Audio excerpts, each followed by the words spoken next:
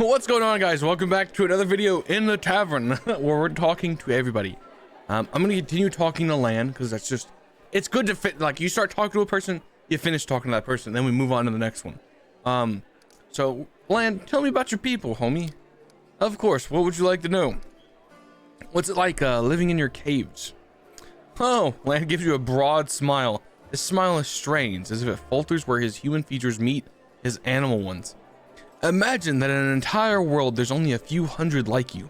There's not an inch of fertile ground anywhere.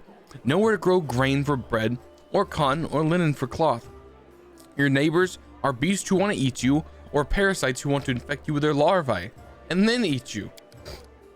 And it's not that bad, because you can try to eat most of the things that are trying to eat you. Sometimes at the risk of getting poisoned, sometimes with almost no risk at all. In the worst years, there's not a single living thing anywhere to be found, predator or prey. That's when you have to eat mushroom soup, I'd say 3 times a day. But that was barely enough for once every 3 days, Lan shrugs. But life underground has its upsides, pun intended. There's no risk of losing the roof over your head, there's no bad weather, not counting earthquakes, of course. Are you really the descendants of the First Crusade? More like demon spawn, aren't we? Sad but true. Without the demons, there would be no mongrels. It's like the magic of the world rune that affected our ancestors and made their children the way they are. Like most in our tribe, Chief Soul fancies himself a descendant of the underground crusaders, the ones our heroic ancestors left to guard the caves. I don't know if it's true or not. The angels came to our caves for a reason. Maybe he remembered us? Those were evil and dangerous times after the First Crusade. Hundreds of crusaders began having children, and the babies born with fangs and horns and warts that covered half their faces. People didn't like the new look. The Inquisitors sure didn't. So our ancestors fled persecutions and made a home for themselves down here, under the ground. They probably intended to find a cure for their children and hoped to return in time, but it would never happen. Instead, the world rune's terrible legacy was passed down from generation to generation. Mongrel parents can only guess what their child will look like. Each of us is born with a new mutation. Many mutations are fatal. Lan stops and goes quiet. Down in the cave, we usually don't congregate the family for the birth of a child until they turn at least 3. Most don't even get a name before that. There's no point. It hasn't been long since the First Crusade. Why do we know so little about your ancestors?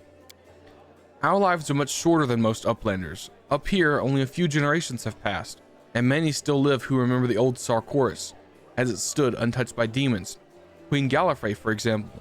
But where we live, mongrels start getting old much earlier than humans, much faster and with much more devastating consequences. Few live past 40, and fewer still live long enough to die of old age. Hunger, disease, and monsters from the deep are an effective killer than time. So for us, the story of the First Crusade is a legend that happened centuries or generations ago. There are no living witnesses. We have a tale of the wise and great ancestors who left us to stand guard in the catacombs. But in reality, I suspect they were desperate wretches who couldn't figure out how to dispel the demon plague and who were abandoned by their own kind. Do you have a way to tell of day and night? You can't see the sun in your cave. Every Mongol settlement has a big gong. We treat them like relics. The gong keeper hits it twice a day to mark the beginning and the end, but this custom doesn't keep time very precisely.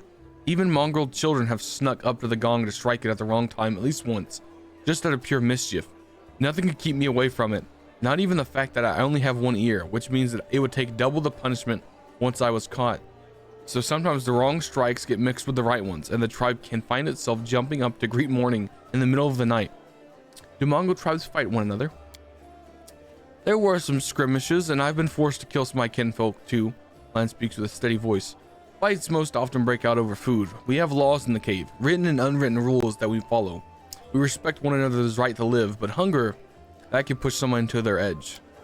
I never, you can count on that, stolen through someone else's kill. But I can understand those of my kin who have tried. To hear your kids begging for food and not being able to feed them is terrifying. He frowns and goes silent. You're the only member of the Neathholm tribe to call your people mongrels. Why is that? Because all of the Galarian calls us that? I don't see the point of all this hemming and hawing over what we're called. Anyone who finds it offensive or takes issue with it can lead the charge against that name. No one's stopping them, but personally, I'm not going to pick a fight over something as unimportant as a name. Thank you. I found out everything I wanted to know. It's nice to know my ramblings are useful to somebody. What do you think about life on the surface? It must be very difficult from underground. Of course, as far as living conditions, the surface is definitely a better place to be. It's easier to get good food and water, not to mention build a house, and even grow a few things. In older, well-established settlements, you don't have to deal with anything scarier than rats, maybe foxes stealing chickens. As for the kind of lives you have, I heard a story about demon worshippers abducting a whole family and sacrificing them one by one while the others watched. But there were some brave crusaders nearby, and that they killed the villains and saved everybody. And I heard another story. A young blacksmith lost his arm in a fire, couldn't work to feed his wife and baby. They tried their best, lived from hand to mouth, but they were still destitute. In the end, the desperate blacksmith robbed a traveler one night on the road. But there were some brave crusaders nearby, and they caught the robber and threw him in prison. Not long after, his wife smothered their baby and hanged herself. Oh my god. Up here, the same person can proudly say he's protecting the innocent from the demons, and then look the other way while the same innocent starves just because they were born into a poor family. Queen Gallifrey prolongs her life with sun orchid elixirs that cost enough to feed an entire city. Back in our caves, everyone is equally poor, and if one person starves, the whole tribe starves. We don't abandon our own in times of trouble.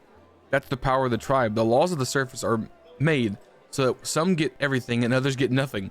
I might just be a naive fool from the caves, but I don't understand how it's possible to have so much more and share so much less.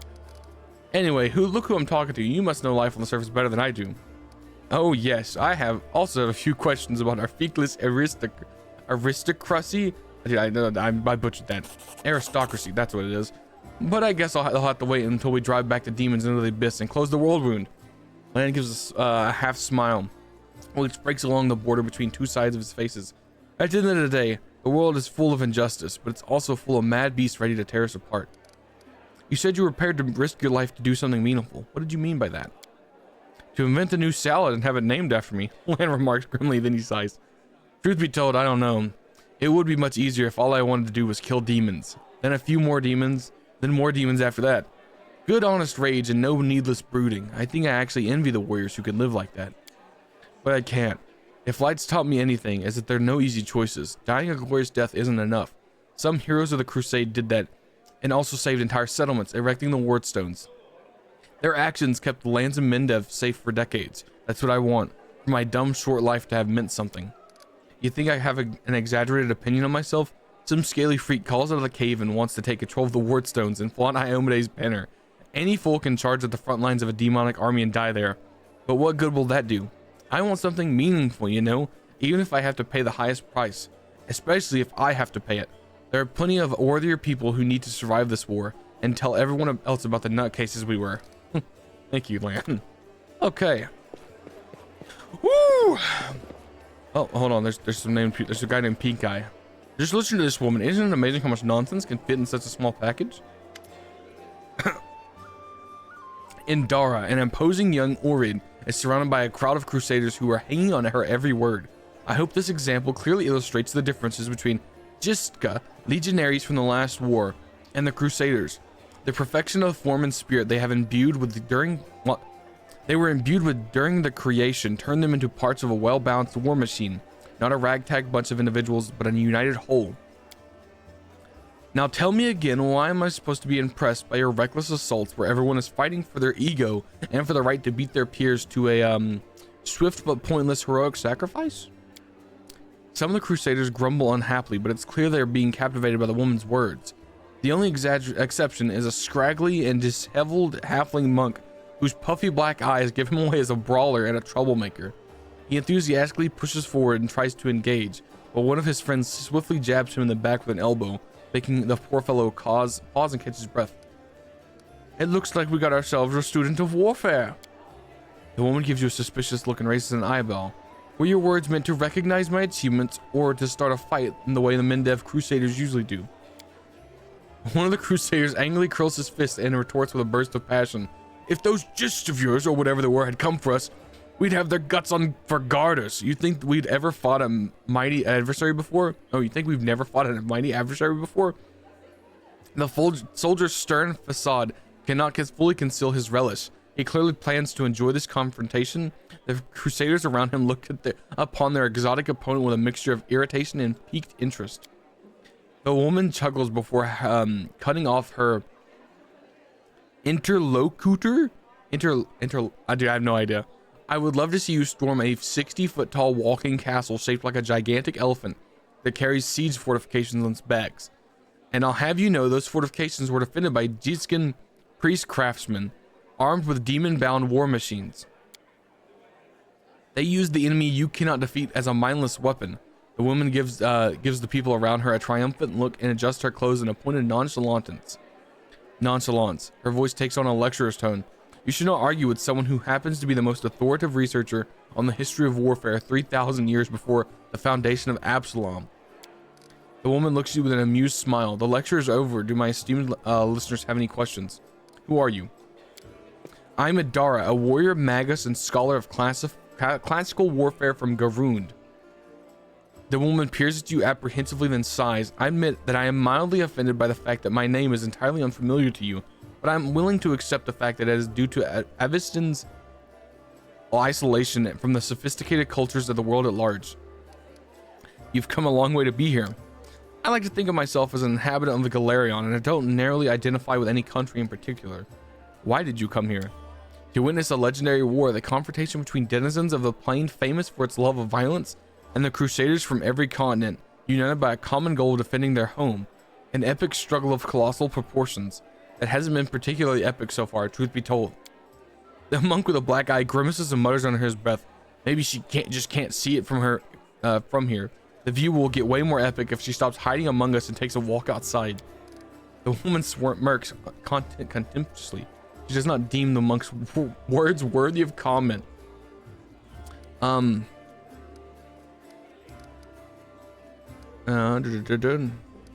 won't comment on that.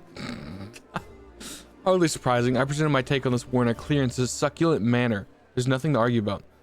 Why don't you join the Crusades and show them how the fighting is done? No, I'm a historian, an analyst, and a theorist.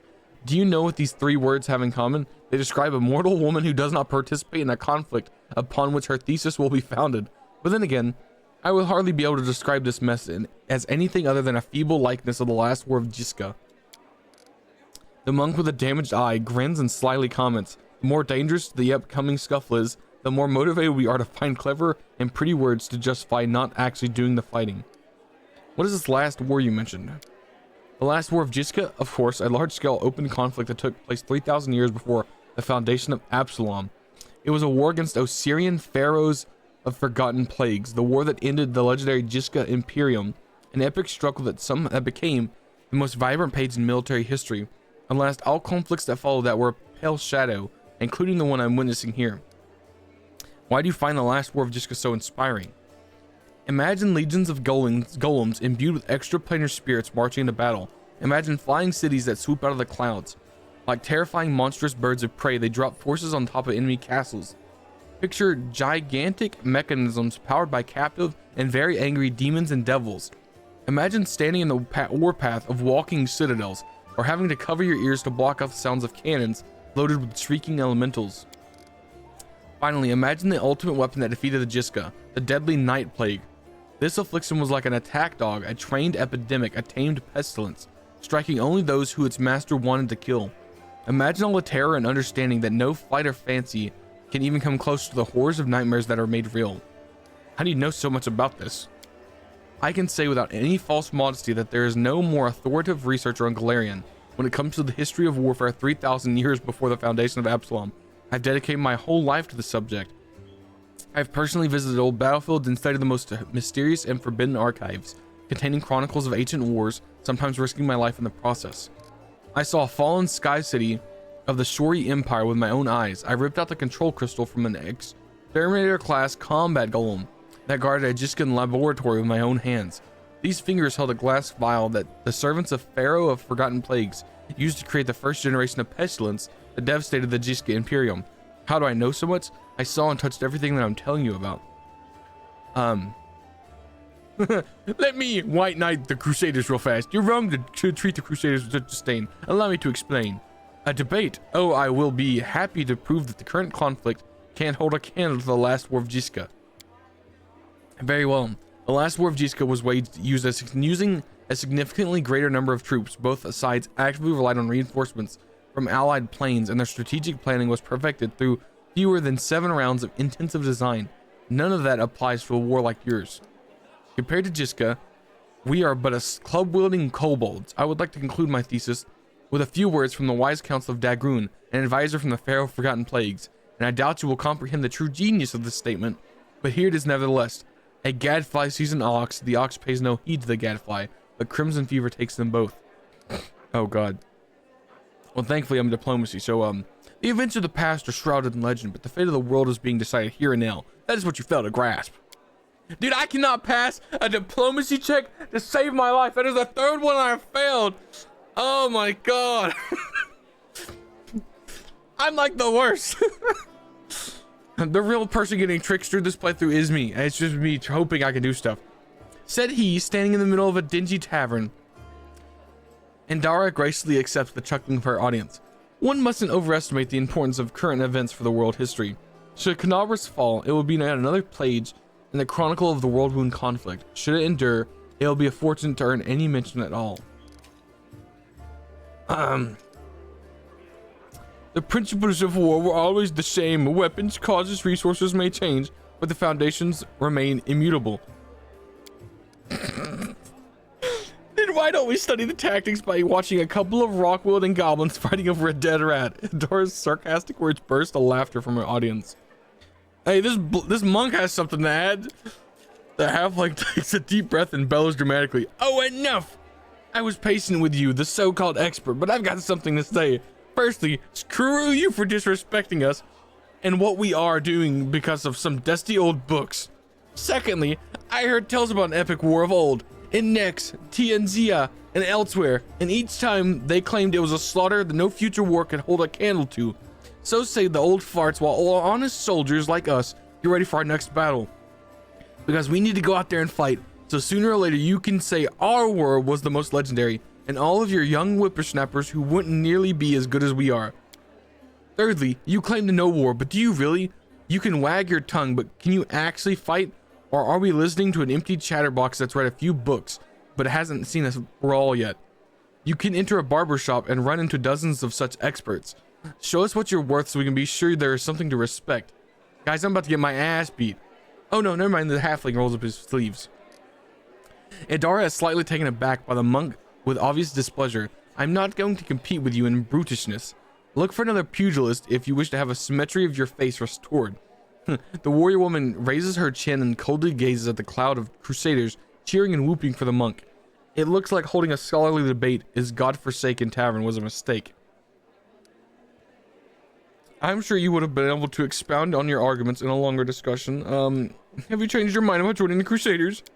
I don't see the point. Your Crusaders appear to be quite confident in your skills. If nothing else, you presented your argument to me with extreme confidence. Idara chuckles, unbuckles her sword on her belt and hands you the weapon. This is a worthy blade. It will be of use for not only the strong, but also the wise. And this is where I bid you farewell. But before the end of the day, I was planning on observing how winged demons use pack tactics to drive their prey like herds of livestock. It's about time I go back to my research.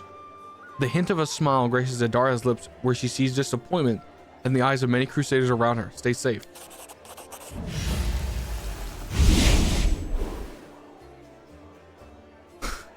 The monk nudges you with an elbow and his friendly jab, perhaps harder than he intended due to his enthusiasm. Yet another egghead, full of theory but no sense. To understand war, you must need to live it, to take part in it, not gawk at it from a library. The monk takes off a pair of plate gauntlets and hands them to you. If you ever see this chatterbox slinging muck again at Crusaders again, use these to smack her across the face and tell her that I said hi. Guys, did we fail upwards? Is that just what happened? Did we literally fail so bad we won things? Dude, like, what? We get what? Dude, like, what the heck? Dude, this is crazy. It's crazy. Well, this is unarmed attacks and natural weapons. Unfortunately, land uses a bow. I don't have any monks yet. That was insane. That was an insane conversation. Like, I failed literally everything I could have failed there. I said the worst things. I failed every check, and somehow we came out with 2 items. Hey, I'm not even gonna complain. Ooh. A tall, athletic man greets you. His hair is prematurely gray and shorn close to his head in a military style. He is lean and well-groomed, and a monocle twinkles coldly in his eye. The bold set of his jaw and his large but agile frame attest that here is a man who is ready to be on the move. Greetings, I am Helor, venture captain of the Pathfinder Society. I am the superior officer among Pathfinders in this region of Mindev. However, the Society is running almost no operation here right now. Besides me, there are almost no Pathfinders here. Actually, I'm only struck here because of an old feud between a demon worshipper known as the Spinner of Nightmares. I've had to work alone, without the support of the Society. But I've made a lot of acquaintances among the local mercenaries and daring fighters. If you need any good fighters for an honest cause, talk to me. Tell me about your confrontation with the Spinner of Nightmares. It all began with the task of the Pathfinder Society. I arrived in Neurosian with my team to investigate the sudden death of a famous crusader, Baron Falaron. We soon focused in on a small hospital for the wealthy, where Falaron was being treated shortly before his death. It turned out that a gang of Baphomet cultists, calling themselves the Labyrinth of the Mind, had gotten a foothold at the hospital. They were obsessed with twisting the minds of their victims to target fragile people too weak to resist. The hospital was filled with perfect victims, isolated for weeks from the outside world, completely helpless, and when they returned, they were different, almost normal. But the moment they had heard a certain phrase saying something dark awoke in their mind, and they transformed into servants of Baphomet, ready to lie, betray, and even kill. The Labyrinth of the Mind was preparing to infiltrate all the elite circles in Mindev, but Baron Falaron stopped them. He was too loyal to his oath and too resistant to their spells. He fought for his freedom until the strain broke his heart. We opened and cleaned the city of Baphomet's pit of vipers, that their den was a cradle of sin and filth. They cast spells on each other, and their loathsome fantasies stepped real from their minds into the world. They dreamt of horrible and forbidden things, and they fought like mad. We burned that place to the ground and slaughtered everyone where we could, but the leaders of the cult were able to flee, and they soon set upon revenge. They abducted my daughter, Lori, who served under my command in the Pathfinder Society. They left me a note full of tart insults, mockery, and sneers. From the note, I learned the name of my enemy, the Spinner of Nightmares. A few months later, I confirmed that she was the leader of the Labyrinth of the Mind. My hunt had begun. I would get my Lori back at any cost. Good luck, watch your back. Only trust your closest friends. The enemy is cunning and treacherous. Hey, Sheila. Sheila smiles at you warmly. Hey there. During the march through the dungeons, we never got a chance to exchange proper greeting. It's high time I shake your hand. There's no option to shake her hand, guys. I'd like to know more about you. Of course, ask anything, I'll answer honestly. Where are you from? I'm a little bit from Geb, a little bit from Katapesh, but mostly from the Knights of Iomade. I was accepted and began my training at 14. I belong to their ranks more than I belong to any other place. You've come to Mindev by a long road, haven't you?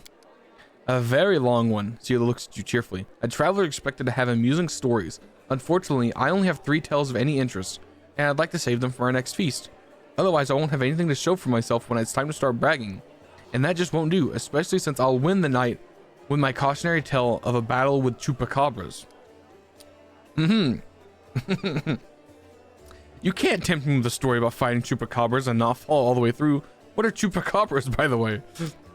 Incredibly repulsive magical beast, fast and dangerous. They can, well, it looks like someone's fooled me into starting the tale. I guess now I'll have to tell the whole story. Picture a small town in Quadira, and down in the dungeons there's two murderers waiting to be executed. The gallows are already built for them. The rope's been brought, but sometimes life takes a surprising turn. Suddenly, a paladin of Iomade appears in the doorway and offers the murderers a deal. If they go with her to fight some monsters, they'll live, and if they survive, that is. There's a big difference between imminent death and probable death with a glimmer of hope, wouldn't you say? So here we are traveling through the desert, me, my friend, and a priestess of Sarenrae, along with a little ratfolk fellow who'd asked for our help, and 2 cutthroats. We get to the ratfolk village and see their bodies lying around, all drained dry. We figured we'd have to fight vampires. That's how the little ratfolk described the monster who attacked their village. That's why we went in all brazen-like. The sun was high and the vampires couldn't attack until dusk. But we never got a chance to look around. The black shadows, quick as wind, attacked us from all sides. Not vampires, but chupacabras. One of the lads we pulled from the gallows got killed right away. The second one ran for his life. That left me, the ratfolk, and Kira. That was the name of the priestess, and we all steeled ourselves for a fight for our lives. And just when we thought our end had come, with the chupacabras surrounding us like a pack of dogs around a bear, our ratfolk friend, wounded and down, and the teeth of the quickest and of those blasted monsters clenched on Kira's shoulders. Wait, our ratfolk friend, wounded. Okay, never mind. Okay, I was confused. I thought the ratfolk also bit Kira, and I was like, what? Okay, the chupacabra bit Kira's shoulder. Right then, when all hope was lost, the other lad from the gallows suddenly came running back. He kills the beast attacking Kira. I'm sure you know what a turning point a fight looks like. Well, this is it. A moment before, we were all lost, and a moment later, we had it back under control. The chupacabras dropped dead one by one. The little ratfolk is reunited with his family who were hiding in the basement, and the priestess and I closed the eyes of the boy from the gallows who had just saved us. It was a shame he didn't survive the fight. May the gods help his soul through the journey through the afterlife. I expected a more cheerful story. Now I'm just sad. I'm sorry, I didn't mean to upset you. I like to remember that one. For me, it's a story about hope. Had it not been for that mercy, Milos, that was his name, would be hanging from a noose, and me, Kira, and the ratfolk would be all dead in that village. Someone told me that a kind deed done by an unkind person is 100 times more precious. By that same token, an evil done by a noble soul is 100 times more horrifying. That's what I really wanted to say. The chupacabras were just a starting point. What made you become a paladin of Iomade? Sheila's gaze sharpens momentarily, then she sighs. There's a serious question and a good one. You should ask it of your companions, but it's a long story.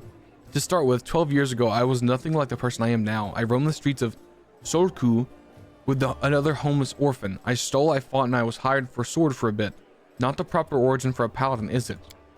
Back then, Solku was a city of orphans, widows, and widowers. Gnolls decimated the city regularly. My parents were among their victims. People there heard about new deaths before they'd finished mourning their previous ones. One day, a Knights of Iomade brought a glimmer of hope to the city, but while others saw them as saviors and protectors, I was busy pricing up their noble horses and their gleaming mithril armor, wondering just how much one of their pretty swords could fetch. A thief lives one day at a time. That's what they say. I was never the type that thought past the next job. Anyhow, I was able to sneak into the knight's camp and steal one of their mithril helmets. Sheila pauses, her voice sad and measured, and I was right there when the gnolls attacked the helm's owner. Akimi was her name, and they dealt a blow to her unprotected head. A gnoll like all those who she fearlessly driven from the gates of Solku. That one blow was fatal, but who was really to blame for that death? The gnoll attacker or the young thief named Sheila? Life is cruel and full of chaos. Sometimes survival just comes down to luck. So that's how you see it. Sheila looks at you with curiosity but no hostility. I can't accept that point of view. If the story of my youth has taught me anything, it's that we're all accountable for our actions. It's too easy to wave off responsibility if you just use the cruelty of life as an excuse. But you were just asking what brought me to the ranks of Iomade warrior. Well, we are all choose the paladin's path for our own reasons. Some are guided by the nobility of spirit, some by a desire to fight injustice. I became who I am through penance and a debt unpaid. The day Asimi died protecting my city, I wanted to kill myself from the terrible guilt I felt. But then I realized it wouldn't make the world any better, and I decided that instead I would try to take her place. I'd become who she had been, the protector of innocence that would no longer be that she no longer would be able to protect. What are the principles of that's also very, very sick. That's a pretty decent backstory. I don't think I've actually ever talked to Sheila and like learned her backstory in any of my playthroughs. Like, I just always like go, that's my front line, and I just like breeze on by. So like I don't even think I've talked to Lan. I don't think I ever heard Lan's story. Because I usually don't take the time to read all this, like, because like I said, it's a lot of reading. So I'm actually learning everybody's backstory the first time, and I'm like, oh my god, all the stories I missed, man. What are the principles of the paladins that Iomade follow? I'll tell you, I'd like to recite our code, but it feels like I've said it 1,000 times, but it never gets old. There's strength in these words. After a pause, she begins, her voice slow and meditative. I will learn the weight of my sword. Without my heart to guide it, it is worthless. My strength is not in my sword, but in my heart. If I lose my sword, I have lost a tool. If I betray my heart, I have died. I will have faith in the inheritor. I will channel her strength through my body. I will shine in her legion, and I will not tarnish her glory through base actions. I'm the first into battle and the last to leave it. I will not be taken prisoner by my free will. I will not surrender those under my command, and I will never abandon a companion, though I will honor a sacrifice freely given. I will guard the honor of my fellows, both thought and deed, and I will have faith in them. When in doubt, I may force my enemies to surrender, but I am responsible for their lives, and I will never refuse a challenge from an equal. I will give honor to worthy enemies and contempt to the rest. I will suffer death before dishonor. I will be temperate in my actions and moderate in my behavior. I will strive to emulate Iomede's perfection. Thank you, I've learned everything I wanted to learn. Irbith said your friend Jana Aldori is missing. Do you know where we could look for her? Irbith is worried about her fighters. I understand that. I wanted to look for Jaina myself, so I didn't want to distract you. But since you're in this too, I could use some help. Jane and I met in Canabras a few days ago and just hit it off. We'd been drinking together. We went to an unforgettable celebration together too. We got separated in the crowd, so we should start looking from the main square. That's where I last saw her. She frowns. Jane is a good fighter. Even if she is green, she couldn't have become an Aldori otherwise. I hope that means she's all right. What do you think about what's going on in Canabras? It's complete chaos. It's lucky we're here to handle it, right? She smiles brightly, then gives you a weird look. Does the way I talk bother you? I know I can seem blasé. Many good people in our protector Terrendal have died here in the Canabras. A paladin of Iomade is expected to properly be respectful and solemn. But I prefer to face my troubles with a smile and a bit of common sense. Grief is a weapon they'll use against you. If you can undermine a warrior's spirit, it's better to hold off that grief until we've driven the last demon and cultist from the city. If we want to win, we can't be mourning our deceased day and night. Plus, joy heals the soul. It's nice when you and your commander think alike. Well, that was a chaotic action. You're a lawful good paladin. Is fighting demons all you want, or are you looking for something more?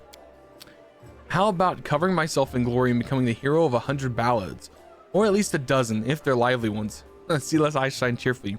Anyways, to be more serious, the area around the world is the best place for a paladin who wishes to defend the weak and serve good. Being part of a crusade is enough reward enough for me, but there's always something that worries me. I don't want it to sound like I'm criticizing my brothers in arms, but the Eagles Watch and the other forces are focused on just one aim: the war against the world wound. That's why they can sometimes overlook the smaller things, ordinary misfortunes, you know?